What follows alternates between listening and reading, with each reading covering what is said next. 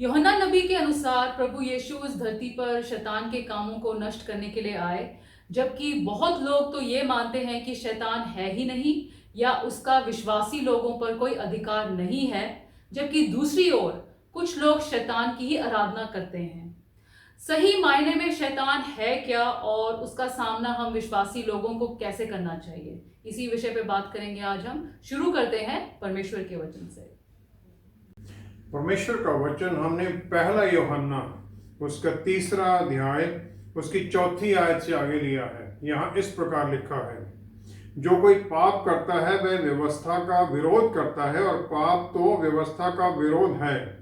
तुम जानते हो कि वह इसलिए प्रकट हुए कि पापों को हर ले जाएं, और उनके स्वभाव से में पाप नहीं।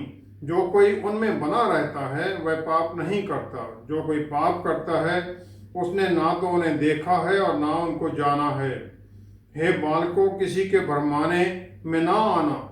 जो धर्म के काम करता है वही उनके समान धर्मी है। जो कोई पाप करता है वह शैतान की ओर से है, क्योंकि शैतान आरंभ ही से पाप करता आया है। परमेश्वर का पुत्र इसलिए प्रकट हुए कि शैतान के कामों को नाश करें। जो कोई परमेश्वर से जन्मा है वह पाप नहीं करता, क्योंकि उसका बीज उसमें बना रहता है, और वह पाप कर ही नहीं सकता क्योंकि परमेश्वर से जन्मा है। इसी से परमेश्वर की संतान और शैतान के संतान जाने जाते हैं।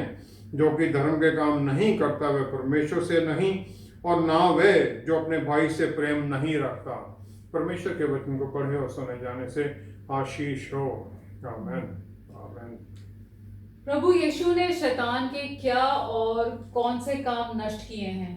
अभी जो हमने पढ़ा पहला यूहन्ना 3 अध्याय 8वीं आयत, उसमें लिखा है, परमेश्वर के पुत्र इसीलिए प्रकट हुए कि शैतान के कामों का नाश करें। शैतान के काम कौन से हैं जिनका उन्होंने नाश किया? अगर हम वो देखें, पहला जो पाप के कारण था, जो उसका रिजल्ट था, वो मौत थी, जो परमेश्वर ने उत्पत्ति में पहले ही बता दिया था। और दूसरा था परमेश्वर से अलहदा हो जाना, और फिर उन्हें अदन बाग से निकाल दिया गया था, और जहां पर के वो परमेश्वर की आशीष में उनकी हजूरी में थे। फिर पहला यूहन्ना 4 अध्याय उसकी अगर हम 9वीं 10वीं आयत में देखें तो वहां लिखा है कि परमेश्वर ने अपने पुत्र को भेजा कि वो हमारे पापों का बोझ अपने ऊपर उठा लें, और हमारी जो he was the propitiation of our sins, ताकि हम उनके द्वारा फिर पाप रहित रहें और उनके द्वारा हम नया जन्म पाएं। तो प्रभु यीशु ने खत्म क्या किया? यूहन्ना 3:17 में परमेश्वर के पुत्र वो कहते हैं, मैं आया हूं संसार को कंडेम करने के लिए नहीं, बल्कि जो उनकी जजमेंट है वो उनके दोबारा दूसरी बारी आने पर होगी। वो आए हैं वो उस बुराई को खत्म करने के लिए। जिस प्रकार के एक सर्जन एक सर्जरी करके एक ट्यूमर को निकाल देता है, इसी प्रकार प्रभु यीशु ने भी हमारे जीवनों में वो पाप के काम निकाल दिए। पहला यूहन्ना 3 अध्याय 8वीं से 10वीं आयत में, जो पाप करता है वो शैतान का है, क्योंकि शैतान ने शुरू से ही पाप ही किया है। और शैतान के काम हैं जो उनसे नफरत करनी है, पापियों से नहीं।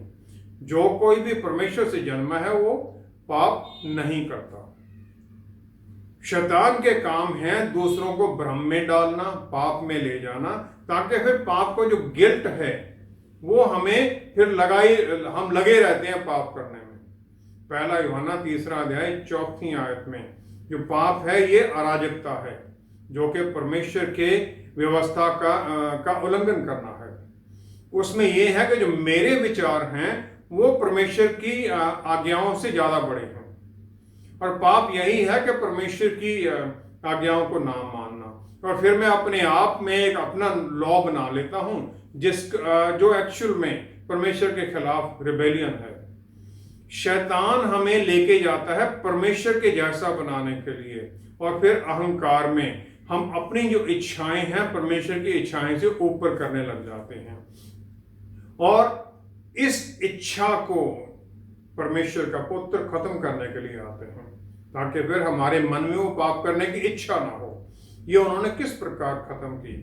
पहला यूहन्ना पहला अध्याय 5वीं आयत, वहां लिखा है परमेश्वर रोशनी है और उनमें बिल्कुल भी अंधेरा नहीं है, और उनका आना ही हमारे जीवन में, हमारे जीवन से पाप का अंधेरा खत्म कर देता है। पहला यूहन्ना फिर तीसरा 8वीं आयत जो हमने पढ़ी, उसमें 2 पॉइंट हैं। पहला ये है कि प्रभु यीशु का आना, उनका आ जाना ही रोशनी अंधेरे को खत्म करती। दूसरा है वो नया जन्म देना।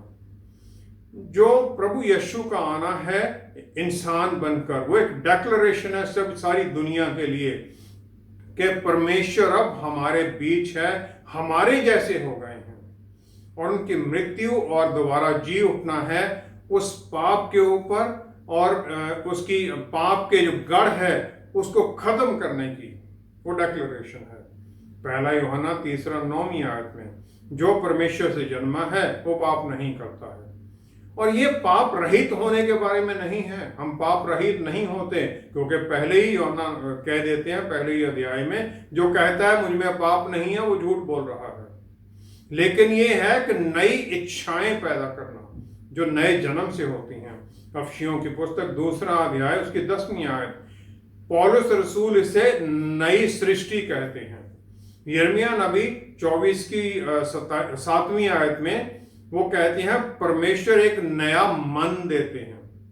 और एजेकियल नबी 36वां अध्याय 25-26वीं आयत में परमेश्वर से कहते हैं कि मैं तुम्हें एक नया मन दूंगा जिसे मैं पहले शुद्ध जल से साफ कर दूंगा, फिर तुम्हारे अंदर एक नई आत्मा डालूंगा और तुम्हारे अंदर से वो पत्थर का मन निकाल कर जिसमें के अराजकता थी उसे निकाल दूंगा। प्रभु यीशु आते हैं, हमें नया जन्म देते हैं।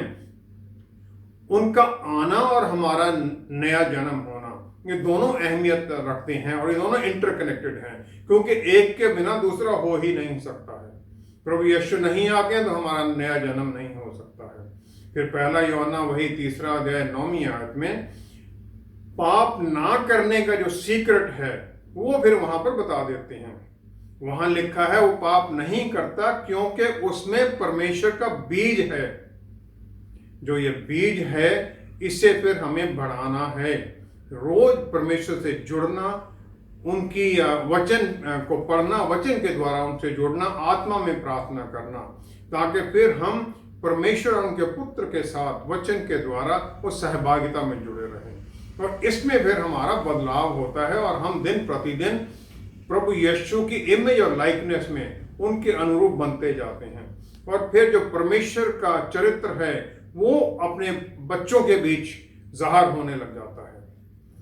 शैतान का पाप था कि वो परमेश्वर ने जिस काम के लिए उसे बनाया था वो करना नहीं चाहता है। वो एक कवरिंग खरूफ था जो कि, लेकिन वो ये चाहता था कि मैं परमेश्वर के बिल्कुल बराबर उन जैसा बन जाऊं। यशायाह 14 की 14वीं आयत में लिखा है ये। और ये प्रभु यीशु की मसीहा की जो नेचर है उसे बिल्कुल अलग है। फिलिपियों 2 की 6-7वीं आयत में लिखा है प्रभु यीशु परमेश्वर जैसे परमेश्वर होते हुए भी उन्होंने परमेश्वर की बराबर होने को कोई ये नहीं समझा कि इसके पकड़ के मुझे रखना चाहिए, बल्कि वो इंसान बनकर आ गए एक दास का रूप लेकर। और यही उनका हमारे लिए आज्ञा भी है कि हम अधीनगी में रहें, दास की तरह काम करें। योएल नबी की पुस्तक 2 अध्याय उसकी 23वीं आयत और फिर 27वीं 28वीं आयत में वहां परमेश्वर का वादा है कि मैं तुम्हें पहले की बारिश और फिर बाद की बारिश दोनों दूंगा। जो पहली बारिश है वो प्रभु यीशु का आना है, और जो दूसरी बारिश है वो हमेशा जो फसल है उसे और बढ़ोतरी के लिए होती है। 27वीं आयत में लिखा है कि परमेश्वर फिर अपने लोगों के बीच होंगे और उन्हें फिर कभी शर्मिंदा नहीं होने दिया जाएगा। दूसरा वादा है वो दूसरी बारिश के बारे में। फिर वो कहते दूसरी बारिश क्या है, मैं अपना आत्मा सब शरीरों पर डाल दूंगा। और ये सिर्फ इजरायलियों के लिए नहीं है, सबके लिए है। तो पहली बारिश और दूसरी बारिश दोनों का वायदा है जो प्रभु यीशु पूरा कर देते हैं।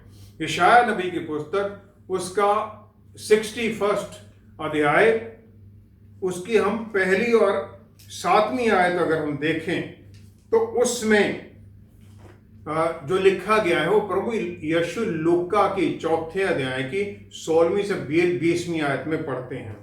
प्रभु यीशु उस समय हैं नाजरत में, उन्हें पुस्तक दी जाती है और फिर वो पढ़ते हैं 16वीं आयत से, जो अगर 18वीं आयत से जो पढ़ते हैं वो, प्रभु का आत्मा मुझ पर है इसलिए कि उसने कंगालों को सुसमाचार सुनाने के लिए मेरा अभिषेक किया है और मुझे इसलिए भेजा है कि बंदियों को छुटकारे का और अंधों को दृष्टि पाने का सुसमाचार प्रचार करूं और कुचले हुओं को छुड़ाऊं और प्रभु के प्रसन्न रहने के वर्ष का प्रचार करूं। ये दूसरी आयत में वो रोक देते हैं, इससे आगे वो नहीं पढ़ते हैं। जबकि यशाया नबी की जो पुस्तक है उसका जो 61 अध्याय है, अगर हम उसकी दूसरी आयत को देखें, वहां जो उन्होंने छोड़ा है वहां लिखा है, और हमारे लिखा यहोवा के प्रसन्न रहने के वर्ष का और हमारे परमेश्वर के पलटा लेने के दिन का प्रचार करूं, वेंजियंस का जो प्रचार वो करूं। वहां वो लिखा है कि सब विलाप करने वालों को शांति दूं और सिय्योन के विलाप करने वालों के सिर पर की राख दूर करके सुंदर पगड़ी बांध दूं, कि उनका विलाप दूर करके हर्ष का तेल लगाऊं और उनकी उदासी हटाकर यश का ओढ़ना ओढ़ाऊं, जिससे वे धर्म के बीज वृक्ष और यहोवा के लगाए हुए कहलाएं और जिससे उसकी महिमा प्रकट हो। तो वे बहुत काल के उजड़े हुए स्थानों को फिर बसाएंगे, पूर्व काल के पड़े हुए खंडरों में वे फिर घर बनाएंगे। उजड़े हुए नगरों को जो पीढ़ी पीढ़ी से उजड़े हुए हों वे फिर नए सिरे से बसाएंगे। परदेसी आ खड़े होंगे और तुम्हारी भेड़ बकरियों को चराएंगे और विदेशी लोग तुम्हारे हल चलाने वाले और दाख की बारी के माली होंगे, पर तुम यहोवा के याजक कहलाओगे। वे तुमको हमारे परमेश्वर के सेवक कहेंगे और तुम जाति जाति की धन संपत्ति को खाओगे। उनके वैभव की वस्तुएं पाकर तुम बढ़ाई करोगे। तुम्हारी नामधराई के बदले दूना भाग मिलेगा। अनादर के बदले तुम अपने भाग के कारण जय जयकार करोगे। तुम अपने देश में दूने भाग के अधिकारी होगे और सदा आनंदित बने रहोगे। ये है पूरी आशीष जो प्रभु यीशु के आने से मिलती है। उन्होंने कहा पहला सिर्फ आनंद का समाचार, जो वेंजियंस उन्होंने नहीं बताई। जो वो पहली बारिश थी जो योएल नबी ने बोली थी वो वहां उन्होंने छोड़ दिया, जिससे कि बीज नया जन्म पाता है। जो दूसरी बारिश है वो वेंजियंस ऑफ द लॉर्ड है, और ये वेंजियंस जो है वो जो न्याय का है दो है। पहला है यूहन्ना 14:26 में, वो प्रोफेसी वहां पूरी होती है। वो कहते हैं जो तुम्हारे लिए कंफर्टर, जो पवित्र आत्मा परमेश्वर आएंगे, वो तुम्हें पिता परमेश्वर भेजेंगे मेरे नाम में। प्रभु यीशु ये वादा करते हैं। और दूसरा तिमोथियस पहला अध्याय 7वीं आयत में फिर पवित्र आत्मा परमेश्वर के बारे में बोला गया कि वो बल के, प्यार के और साउंड माइंड, आत्म संयम के आत्मा है। बल के आत्मा है, आत्म संयम के आत्मा है। और दूसरा जो बारिश है वो यहां पे शुरू हो जाती है, वेंजियंस शुरू होता है, क्योंकि हमें बल मिल जाता है ताकि हम फिर इस युद्ध में आगे बढ़ें। पहला पत्रस 2 अध्याय 9वीं आयत में पत्रस रसूल कहते हैं तुम चुने हुए लोग हो, एक रॉयल प्रीस्टहुड, पवित्र कौम, परमेश्वर के अपने लोग, स्पेशल पीपल। और फिर हम इस कारण से हम बल पाए हुए हैं ताकि जो प्रभु यीशु ने वो जय पाई उसमें हम खड़े रहें।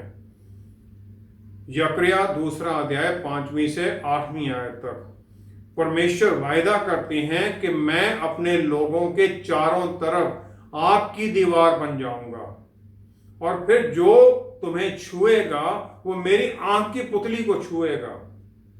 ये प्रोटेक्शन हमें वादा किया गया जो कि पवित्र आत्मा परमेश्वर के आने से हमें मिलता है। भजन संहिता 34 की 15वीं आयत में लिखा गया है परमेश्वर की नजर धर्मी लोगों पर सदा बनी रहती है, और उनके कान उनकी पुकार सुनने के लिए हमेशा खुले रहते हैं। नजर हमेशा जमी रहती है ताकि एकदम वो सहायता करें। मार्कुस 6 अध्याय 45 से 51 आयत तक। चेलों को प्रभु यीशु किश्ती में भेज देते हैं और स्वयं वो चले जाते हैं पहाड़ी के ऊपर प्रार्थना करने के लिए। रात का समय है। जो चेले हैं उन्हें बहुत भयंकर तूफान का सामना करना पड़ता है और किश्ती उनकी फंस जाती है। रात के समय में, आधी रात के समय प्रभु यीशु देखते हैं उन्हें किश्ती में, वो स्ट्रेनिंग एंड ड्रॉइंग, उनका जोर लग रहा है, आगे नहीं बढ़ पा रहे हैं। देखते हैं वो रात में, वो पहाड़ी पर है, किश्ती समुद्र में है। जो वचन वहां लिखा गया था भजन संहिता वाला, परमेश्वर की नजर लगी रहती है और फिर वो पानी पर चलकर उनके पास आ जाते हैं, सुनते हैं उनकी पुकार। 1 यूहन्ना 1 अध्याय 7वीं आयत। जो एक विश्वासी है, क्रिश्चियन है, उसका जो जीवन है वो रोशनी में चलना है, वॉकिंग इन द लाइट, और फिर एक दूसरे के साथ सहभागिता है, विश्वासी दूसरे के साथ सहभागिता में, और फिर प्रभु यीशु के लहू के द्वारा हम पाप से शुद्ध किए जाते हैं। इसमें जो शुद्ध किया जाना है एक बार कर दिया गया, हर रोज फिर हम देखते हैं इसमें कन्फेशन है, रिपेंटेंस है, तौबा करना है, ताकि फिर हम पाप से क्षमा पाएं।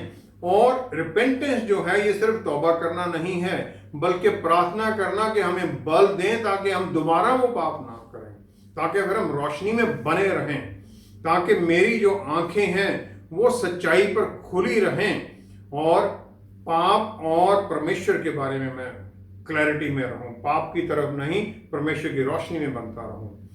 रोशनी में चलना है, वो नया जन्म पाना है, और फिर उसके द्वारा आत्मिक आंखें खुल जाती हैं ताकि फिर हम पाप की उस गंदगी को देख सकें।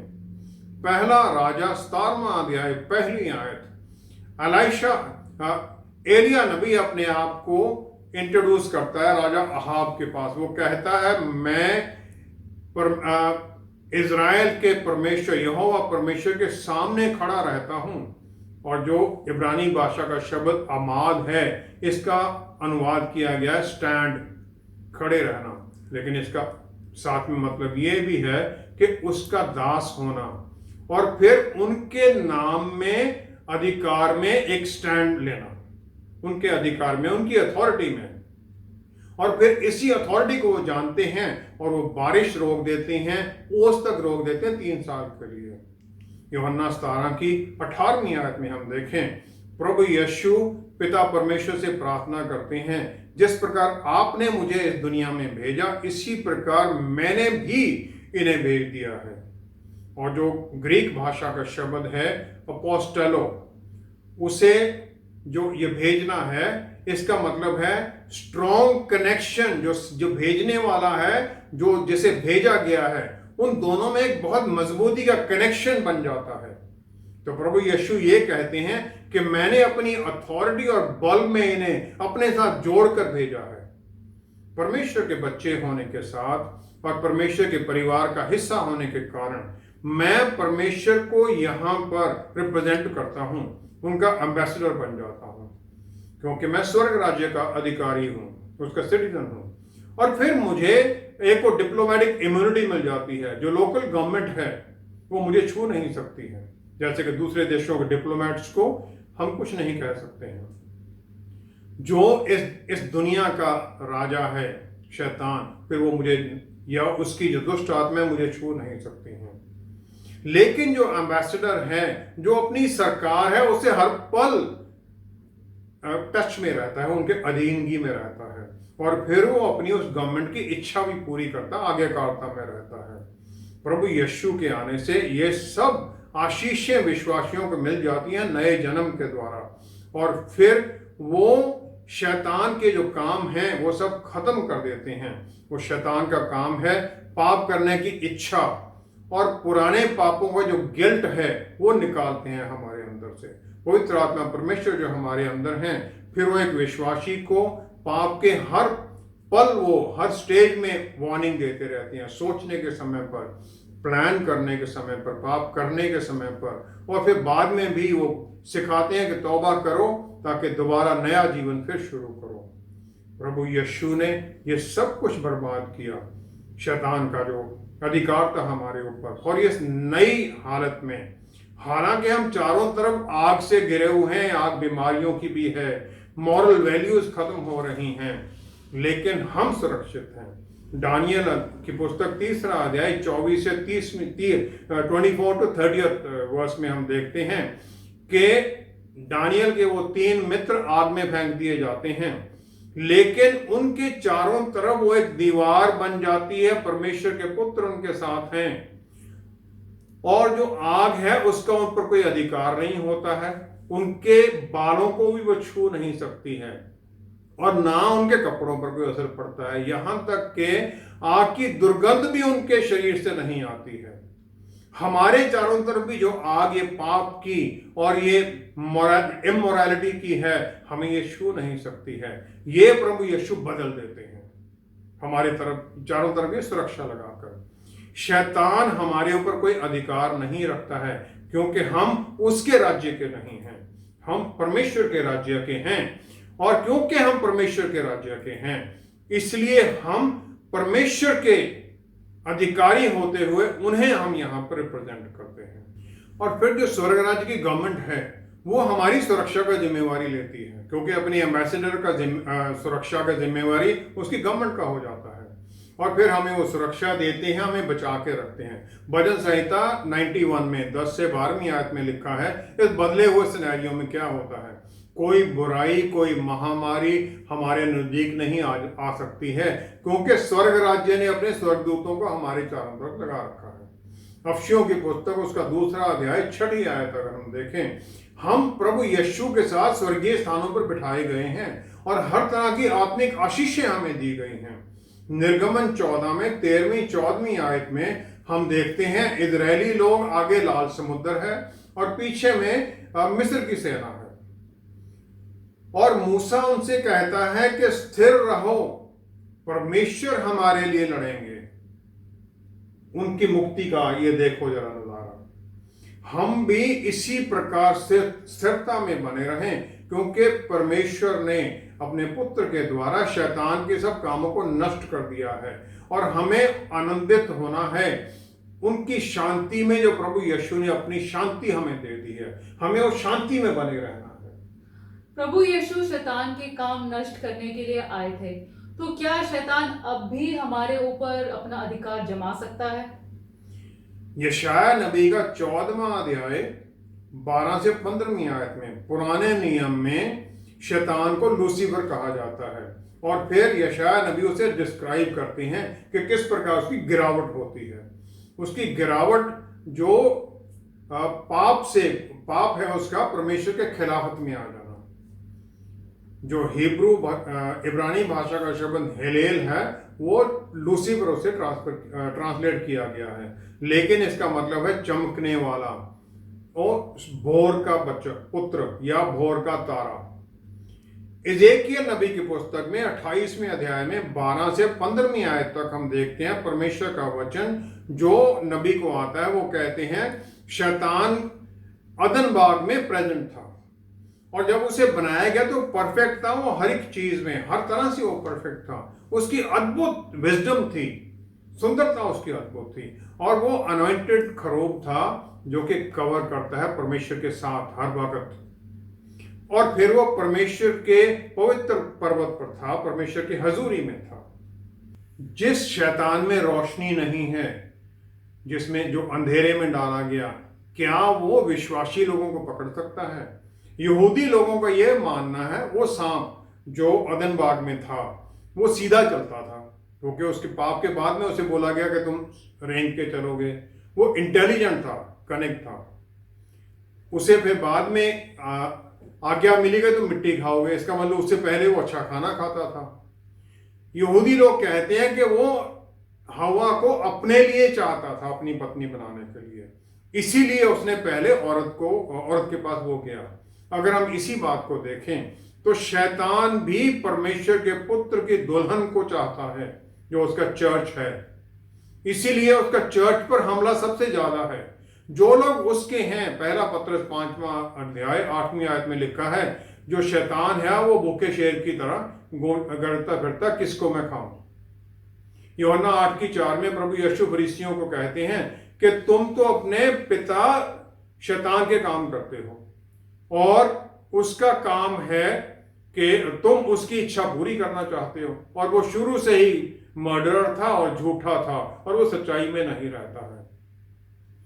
शैतान उन लोगों को क्यों कुछ कहेगा जो उसकी आज्ञाकारिता में चल रहे हैं, तो वो हमें ही पकड़ना चाहता है। इससे दो चीजें हैं, जो अविश्वासी हैं वो सुरक्षित हैं, तो उसके जो टारगेट हैं वो हम लोग हैं, और अपनी गर्ज से वो हमारे मन में भय डालना चाहता है। और अगर हम देखें अफसियों की पुस्तक 6 अध्याय 12वीं आयत, तो हम वहां पौलुस रसूल कहते हैं हम हार्ड मास से लड़ाई नहीं कर रहे हैं, हमारी ये प्रिंसिपैलिटीज पावर्स, जो अंधघोर की शक्तियां, उनके खिलाफ हमारी लड़ाई है। और जो ये आत्मिक स्पिरिचुअल होस्ट है विकेडनेस के स्वर्गीय स्थान में, उनके खिलाफ हमारी लड़ाई है। क्योंकि ये जो वचन लिखे गए हैं विश्वासियों के लिए लिखे गए हैं, तो खतरा भी शैतान से फिर हम विश्वासियों को ही है, और हमें ही इसके लिए तैयारी में रहना है। प्रभु यीशु ने वो खत्म कर दिया है सब कुछ, लेकिन हमें युद्ध के लिए हर पल तैयार रहना है, क्योंकि विश्वासी बनने के बाद में हम फिर उस लड़ाई के युद्ध क्षेत्र में उतार दिए जाते हैं। इसके जो आगे की बात है, जो हमारा रोल इसमें क्या है, वो हम अगले प्रोग्राम में बात करेंगे। आइए हम प्रार्थना करें। पिता परमेश्वर, हम आपका धन्यवाद करते हैं आपके प्यार के लिए, और सब वो गढ़ तोड़ देने के लिए शैतान का, और हमारे चारों तरफ वो आग की दीवार खड़ी करने के लिए। और प्यारे प्रभु जी, हमें पवित्र आत्मा परमेश्वर देने के लिए, जो हमारे भीतर हमारे गाइड हैं, हमारे टीचर हैं, हमें बल देते हुए, आत्म संयम देते हुए आपके प्यार से भर देते हैं। हम आपकी सुरक्षा में हैं प्यारे प्रभु।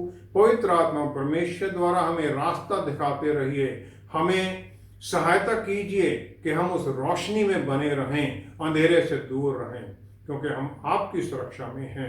किसी भी तरह कोई दरवाजा जो हमसे खुला रह गया, जिसके कारण शैतान हमारे ऊपर अधिकार जमा सकता है, उसे बंद करने में हमारी सहायता कीजिए। पिता परमेश्वर, हम सारा आदर आपको देते हैं, सब कुछ आपके प्यारे बेटे प्रभु यीशु के पवित्र नाम में मांगते हैं। आमेन, आमेन, आमेन।